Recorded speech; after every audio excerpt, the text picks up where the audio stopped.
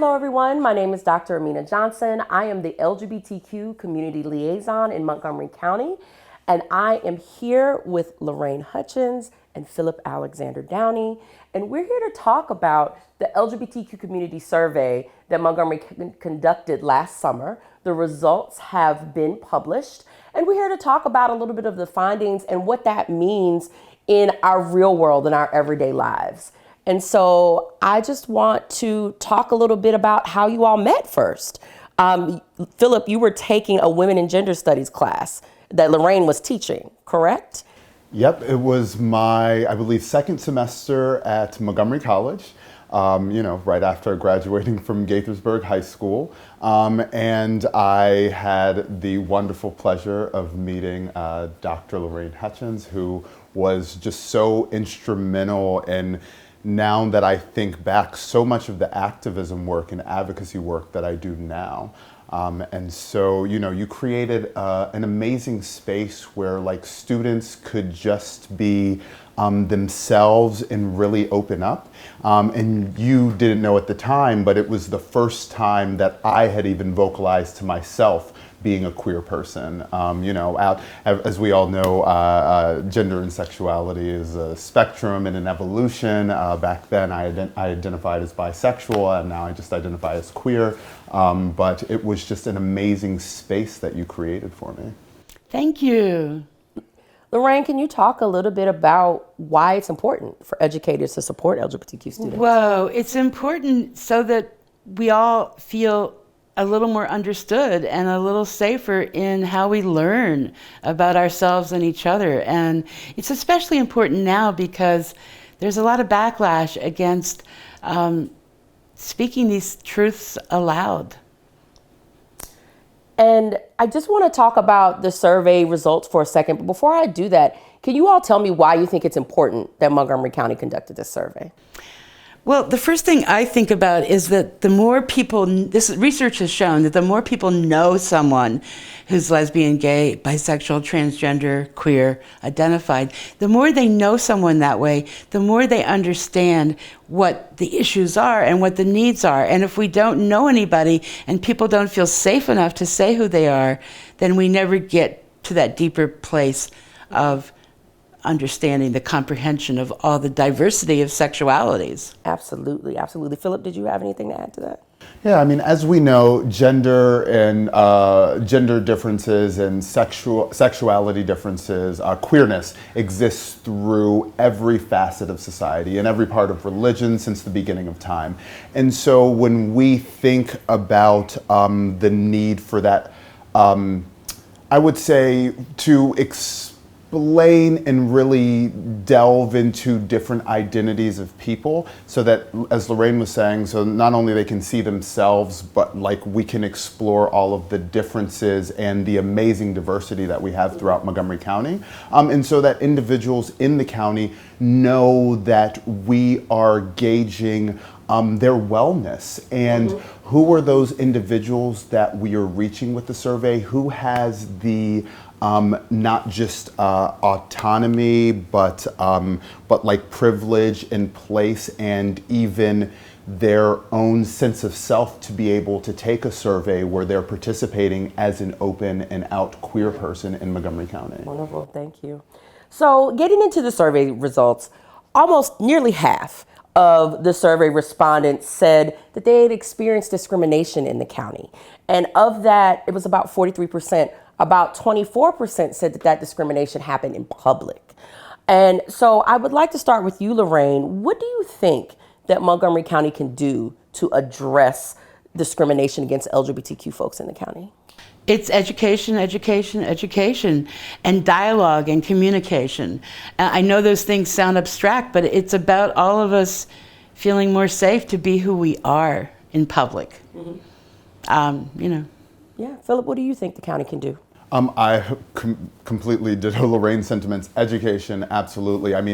Education and inclusivity in all of our public spaces and our public education, ensuring that everyone feels that they belong, because we have so many diverse identities, and what we can really do is try and teach how we can all treat each other with kindness and respect, and that even with all of our differences, we should just be celebrating one another, because our differences make each other unique and wonderful. And I know that as a Black queer person, I don't know any Black queer people who have not faced some type of discrimination, from just conversations that I've had with community members at large, from Pride to like our small spaces. And I really think that we need to create more community spaces. We need a public investment that really says that the outcomes that we have, as we saw in the survey, the outcomes for LGBTQIA plus folks, unfortunately, compared to their heterosexual counterparts, there's a lot of disenfranchisement, and people are underserved in almost every single area, from jobs to housing, security to food security. We want to ensure that, like, no matter who you are, that you have resources to live an authentically wonderful life, and that there is wellness in your life. Absolutely. So speaking of wellness, let's talk about healthcare. So Loraine, in the survey, quite a few of the gender affirming care, medical care, and mental health support from folks who were transgender, non-binary. They said that they had not positive experiences with providers. And overall, I think even though this survey didn't say this, a lot of LGBTQ people feel like their experiences with healthcare providers are not the best. So what can healthcare providers and institutions do to improve the healthcare and the quality for LGBTQ people? First thing is listen. I spend a lot of my time when I go to a doctor educating them about my needs. I shouldn't have to do that, and I have to. So there's a lot of instances where the provider is not educated about who a transgender person is, and the word non-binary means nothing to them. We've got to talk more and understand more among all of us about how people are naming themselves and what those needs are related to around that. Thank you. Phillip, there was some pretty startling statistics about HIV testing. Most of the respondents had not had an HIV test in the past year or so. And so considering these findings, Phillip, one, why is it important to get tested? And two, what can we do in the county to make sure folks are getting tested? Okay, so within that wellness piece, I always love talking about health screenings, HIV, and STI testings, because they are critically important to our communities.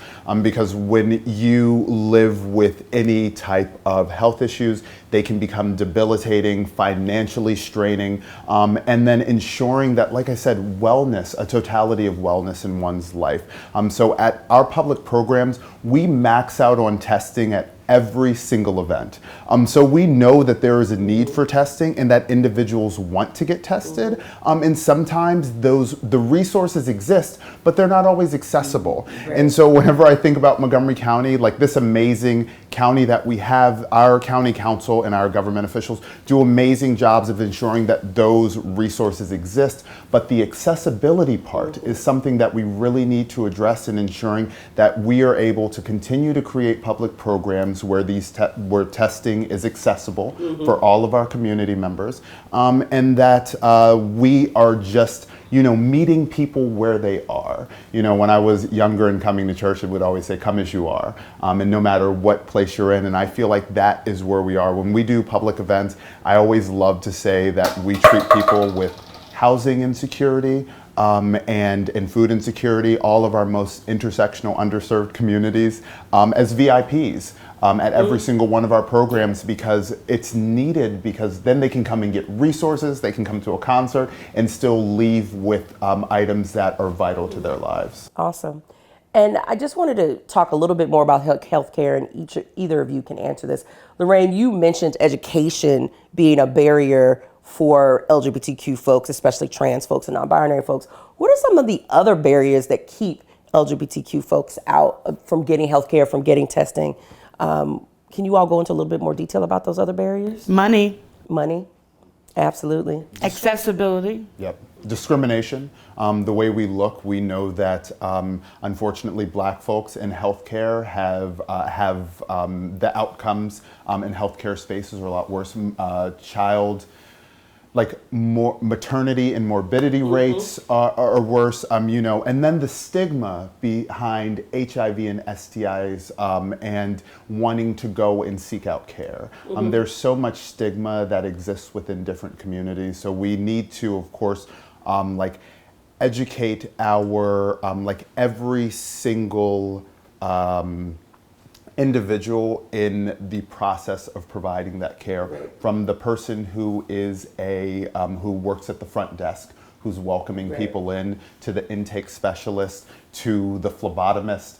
Everyone should know that it's like, if you see someone who doesn't look like you, then you get to know them and you ask them questions and you listen, like Loraine said. And that's a great point. Like, I think a lot of times when we talk about healthcare, we're thinking about the doctor, right? But it's about the receptionist, it's about the phlebotomist, it's about the tech.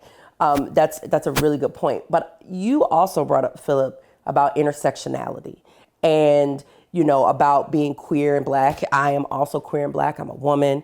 And those intersections mean that sometimes discrimination compounds for me and other queer folks. And the thing we know about the survey is that there are folks missing from the survey in people of color. We did have quite a few trans and non-binary folks, undocumented folks.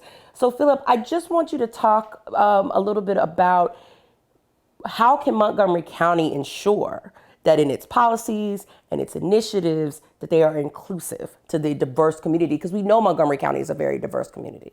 Absolutely. I think it's, as I said before, meeting people where they are and really creating programs and public support and financial support from the Montgomery County government that really create spaces. As I said, queer people exist in every single facet of life and society. And so when we talk about intersectionality, there are queer and non-binary and trans immigrants who come from Africa, who may be assigned female at birth. And so when you think about every single one of those identities has a layer of oppression that compounds on top of one, and you don't have to see or experience them all.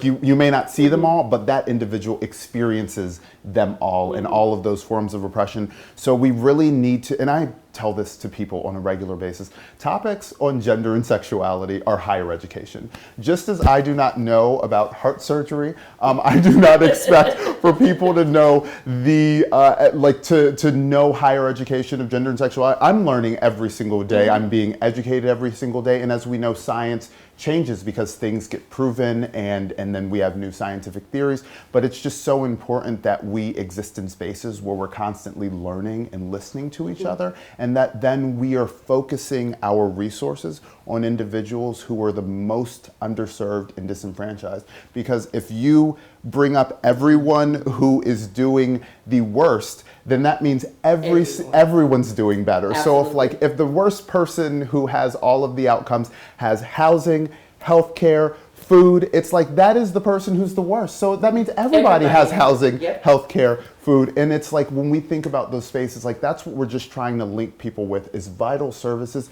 to ensure that they can just be happy and then do work and like have a good time. It's the universal standard. Yeah. Yep. Yes. Absolutely. Yes. Thank you. So we're going to come back after a short break and we're going to continue this conversation.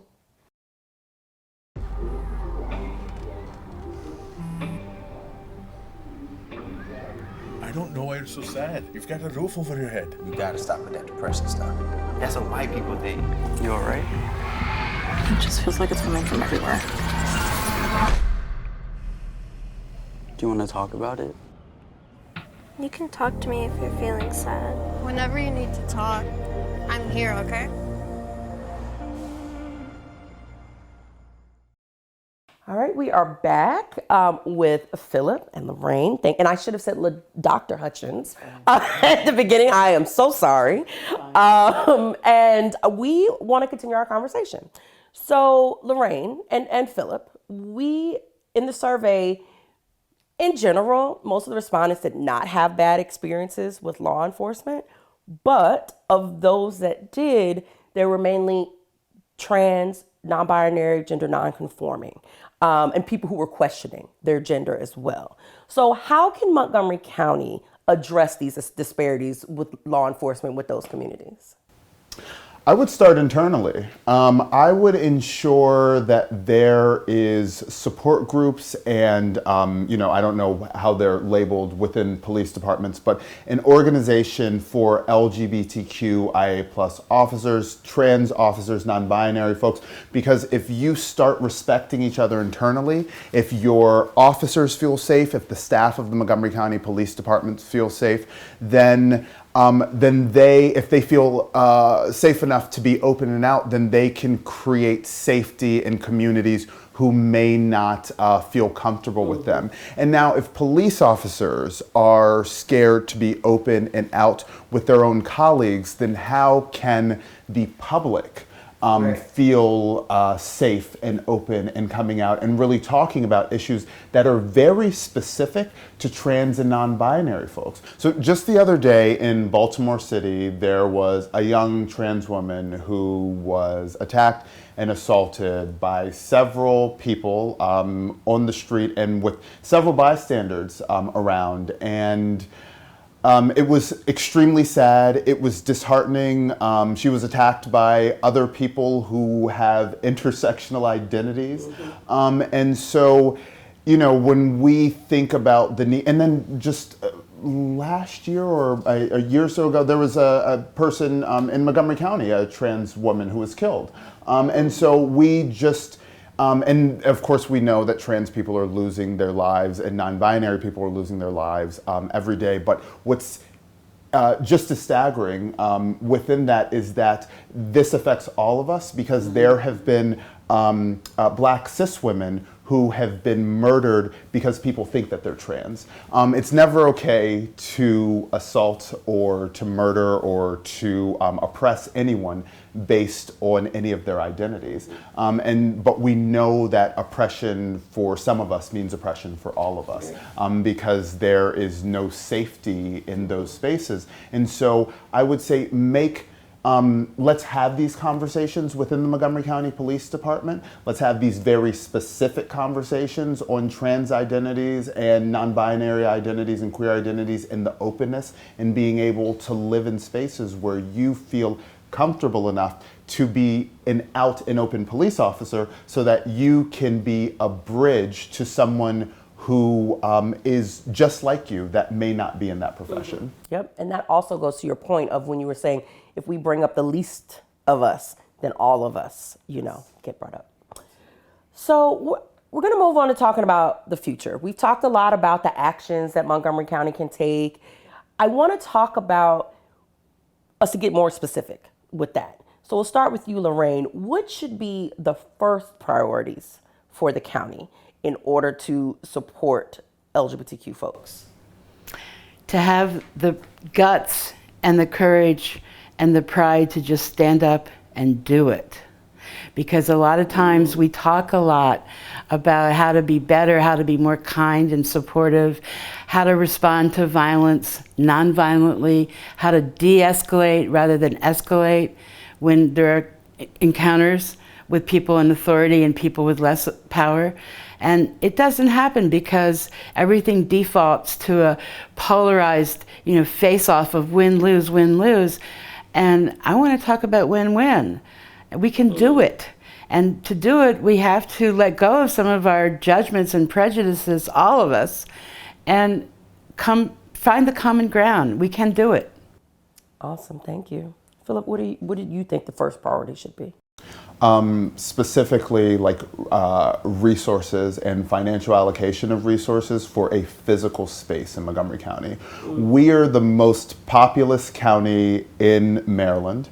We have GDPs that are higher than a lot of countries, and yet we do not have a physical LGBTQIA space for folks to go to and to gather. And there are no county resources, county financial resources being put into those spaces. You know, we as the executive director of Living Your Truth and MoCo Pride Center, it's like we are a center that travels around. We do virtual programming, but maxing out on testing every single month, and providing spaces that happen up to Pride Month, and then we have a halt. You know, we need Pride 365. There needs to be these wellness resources all year round, because we know that the individuals who need them most, it's not just about a community space. It is about housing. It is about health and STI screenings. It is about actual health care. It is about food. It is about jobs. And so, like, we create those spaces to create jobs and connect people with health care and all of the totality of wellness resources.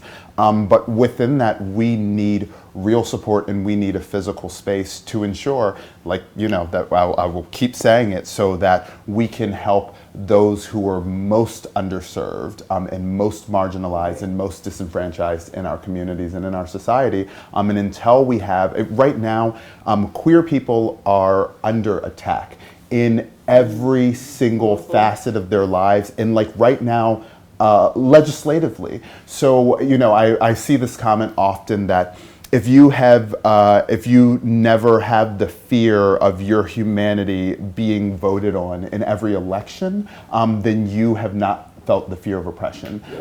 It happened. I never thought in my life I would see Roe versus Wade overturned, but it happened.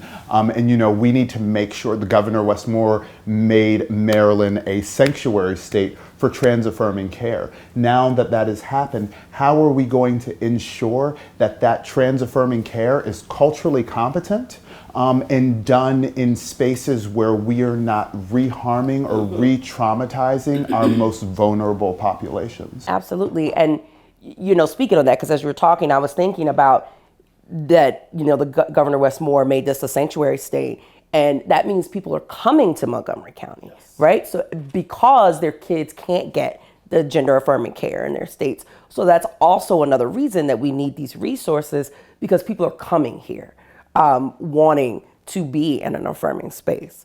And right now, as you know, Phillip, and as you know, Loraine, when we have any type of any LGBTQ incident, we say, oh, go to this person or that person. But if we could say, go to this center, and then all of those people are in that center, as opposed to, well, let me try to find Phillip. I'm going to, you know, call him, or let me call Loraine. There's a singular place. I want to speak up, of course, as an old person who lives in a retirement community right here. And I want to say our survey didn't cover older people enough. And one story I've often heard is that when a person ages, even if they've been out and loud and proud, they may have to go back in the closet. Why would they go back in the closet? Because they're experiencing caregivers who are homophobic, or who are not allowing them in those intimate caregiving experiences to be themselves. And it's really sad, but it's really true that people who are older, receiving healthcare and caregiving and living in a retirement community, people come up to me all the time and they ask me about what's going on with their grandkids. Why? Because they haven't talked to their grandkids enough. And their grandkids are coming out. But when we're our age, in our 70s, our 80s, our 90s, our 100s, we still need sensitive care. And I'm so glad you brought that up. In probably my first 6 months of being the LGBTQ liaison, I got a call about folks going back into the closet in these retirement centers. And I was appalled. I didn't even know that was a thing. You were going to say something, Phillip? Yeah, our Secretary of Veterans Affairs for Maryland, that's one of he's finding that there are older folks who are veterans who are now seeking out trans and gender affirming care because they never had that opportunity. And so it's like, we know that these your life it's not going down. It's like you are starting your life sometimes when you are an older person or in retirement. And so it's like, we know that these services are needed in every single facet of our population, especially with our aging population. And we also need to realize that when we say gender affirming care, because I know that it's been a scary buzzword, gender affirming care is as much as just calling your child, brother, sister, sibling, parent with the names and pronouns that they would like to. It's allowing people to dress and present as they would like to. It doesn't always have to do with chemical intervention or surgical intervention. It is about like treating everybody with like kindness and respect. I mean, it's a principle of humanity, not that just specifically has to do with LGBTQ folks. All right. So as we wrap up, Phillip, I know that since being in Lorraine's class, that's when you really got the advocacy bug. I think it was already in you, but Loraine brought it out of you. And Loraine, I know that you have been an advocate for LGBTQ folks for many, many years. What is your advice to any individual, young or old, who want to become advocates and rights for LGBT inclusion? What advice would you give them? We'll start with Loraine.